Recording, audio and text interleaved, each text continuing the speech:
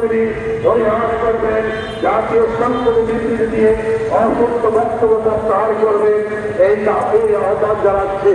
পাশাপাশি আমরা দেখতে পাচ্ছি বাংলাদেশ ব্যাংকের যিনি মুখপাত্র তিনি বলছেন যে শাহাবুদ্দিন চুপ্পুর বিরুদ্ধে আমরা তদন্ত করব না।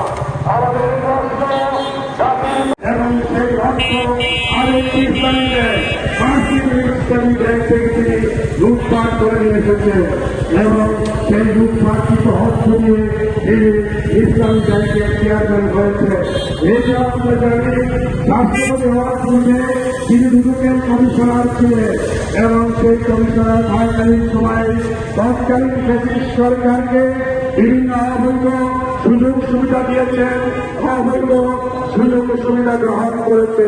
সেই কারণে 2017 সালের পূর্বে রয়েছে সেই অপরাধগুলো অবশ্যই ফৌজদারি মামলার আওতামুক্ত হবে, সেই জন্য তার বিচার করা যাবে এবং তাকে বিচার আওতায় নিয়ে আসতে হবে।